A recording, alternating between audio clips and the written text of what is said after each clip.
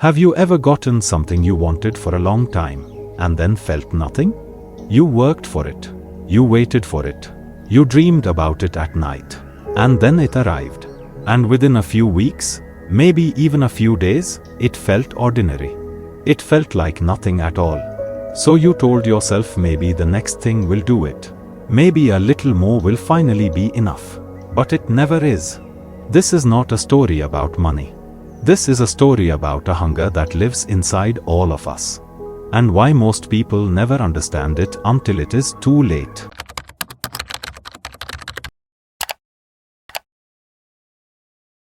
There was once a merchant named Rajiv who lived in a village beside a wide, slow river. The river was green in the morning and gold in the afternoon. Coconut palms leaned over its banks like old men resting. The air smelled of wood smoke and wet earth. Children ran along the paths between the stilt houses, their bare feet slapping the dry ground. Old women sat on wooden verandas, their fingers working quietly through baskets of rice. It was a simple village. But it was a full one. Rajiv had grown up in that village wearing a faded baju melayu that his mother had patched many times. His father was a fisherman. His family ate what the river gave them and nothing more. Some weeks the river gave very little. But Rajiv was sharp. He noticed things other people did not notice. He noticed which goods were needed in one village but not available in another. He noticed which paths traders used and which ones they ignored. While other boys played near the river after school, Rajiv was already thinking. By the time he was 25, he had his own small trading business. He carried cloth and spices between villages on a wooden cart pulled by a tired old ox. It was not much, but it was his. People in the village respected him. Not because he was rich. He was not rich yet. They respected him because he worked without complaint and he kept his word. If Rajiv said he would deliver something on Thursday, it arrived on Thursday. His wife, Surya, loved him simply and quietly. She wore a soft blue baju kurung and kept their small wooden house clean and warm. In the evenings they sat together on the veranda and listened to the frogs singing near the river. They did not have much. But in those evenings, neither of them felt that they needed anything more. Rajiv would look out at the coconut trees swaying slowly against the darkening sky and feel something quiet and full in his chest. He did not yet have a name for that feeling. And one day, without realizing it, he would spend the rest of his life trying to find it again. It started with a boat. A trader from a larger town passed through the village one dry season morning and stopped at Rajiv's stall. He was wearing a clean pressed baju melayu and his sandals were new. He had arrived on a wide wooden boat with a covered roof and a small engine that hummed quietly on the river. Rajiv watched that boat all morning.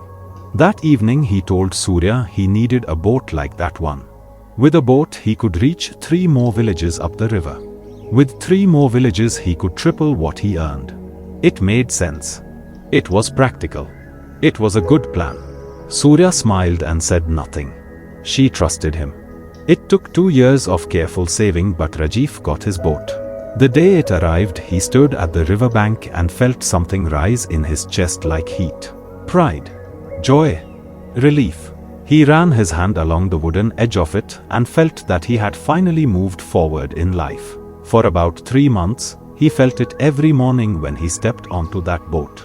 Then one morning he stepped on and felt nothing. It was just a boat. It was just the river. It was just another Tuesday. So he told himself what he needed was a warehouse. A proper one. Made of good timber with a strong roof. A place to store goods so he could buy in larger amounts and sell at better prices. That would make a real difference. That would finally feel like something. The warehouse took 3 more years. But he built it. And for a few months, he felt proud every time he unlocked its heavy wooden door in the morning. The smell of timber and spice inside felt like accomplishment, like proof. Then that feeling faded too. By now Rajiv was doing very well. He employed 4 men. He traded with 12 villages. He wore a new baju melayu for Friday prayers and his house had been rebuilt larger and stronger. The village respected him. Some even feared him a little, the way people fear those who move fast and never seem tired. But Rajiv did not feel what he expected to feel. He had imagined that one day he would sit on his veranda, look at everything he had built, and feel finished, satisfied, complete, like a man who had arrived somewhere. Instead, there was always something slightly out of reach. A slightly larger trade route, a slightly better connection in the next town, a slightly bigger house, a slightly more important name. He started waking up earlier, staying away from home longer, missing evening meals with Surya, missing the quiet sound of the frogs near the river that he used to love so much. Surya said very little. She was not the kind of woman who argued loudly. But Rajiv noticed that she had stopped sitting on the veranda in the evenings. She went inside earlier now. She spoke less.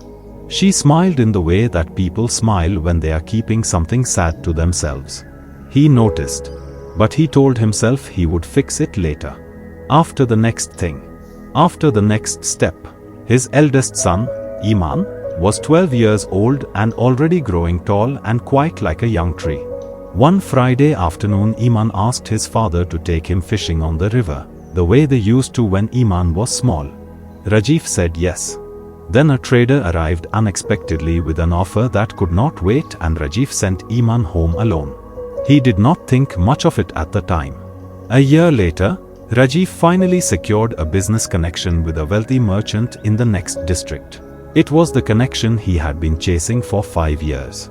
It opened doors to trade routes that would multiply his income beyond anything the village had ever seen. He came home that evening expecting to feel like a man who had just touched the sky. He sat down at his wooden table. The house was quiet. Surya brought him tea without speaking. Iman was in his room. The frogs were singing near the river outside. Rajiv held the warm cup in both hands and waited for the feeling. It did not come. He sat there for a long time. The oil lamp on the table burned slowly.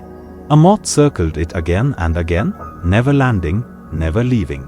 Outside, the coconut trees moved in the night wind with the same patience they had always had. And for the first time in many years, Rajiv felt something he could not ignore.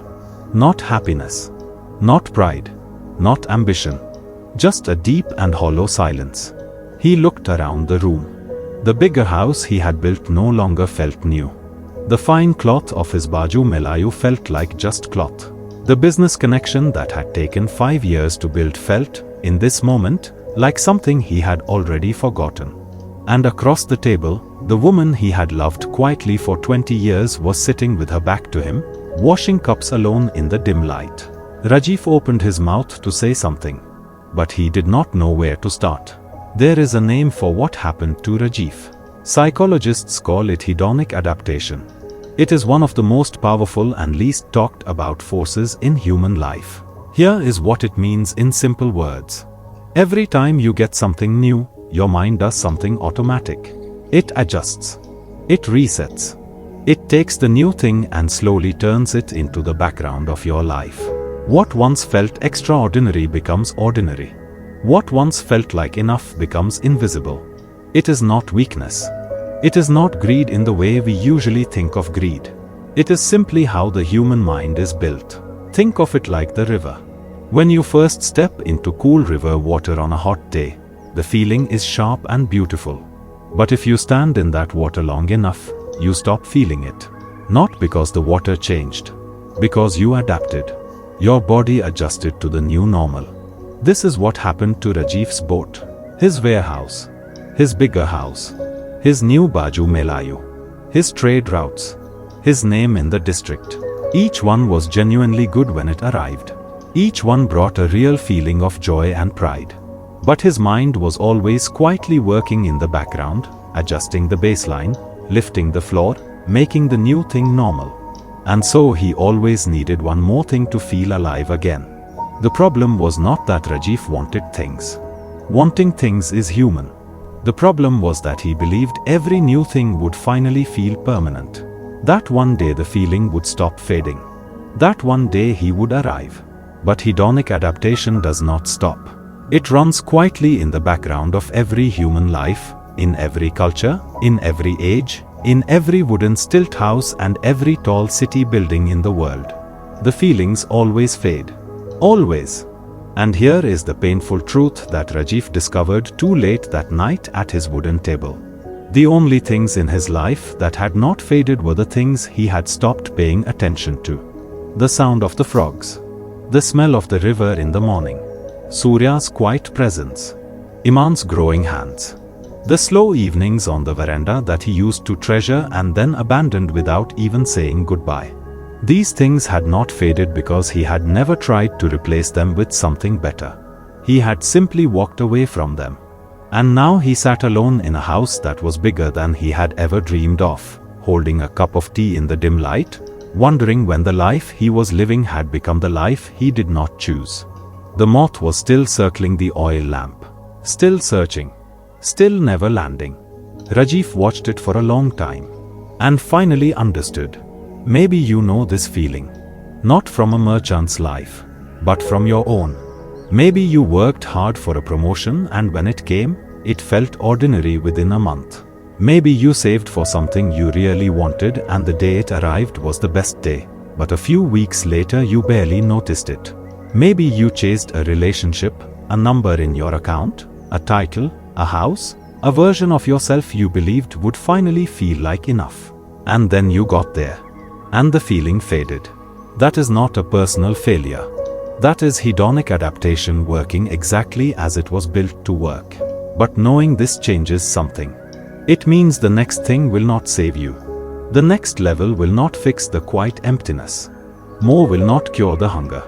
Because the hunger is not about what you have. It is about where you are placing your attention.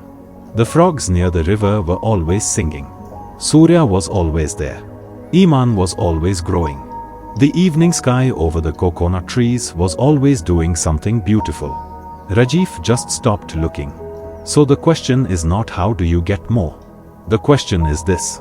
What have you already been given that you have slowly stopped seeing? Think about that honestly. Because the life you are waiting to arrive at may already be sitting across the table from you, quietly washing cups in the dim light, waiting to be noticed before it is too late. If this story touched something in you, leave a comment below. Share a moment when you finally realized something good that you had been ignoring. Your words might be exactly what someone else needs to read today. And if this kind of story speaks to you, please like this video, share it with someone who needs to hear it, and subscribe so you never miss a new story.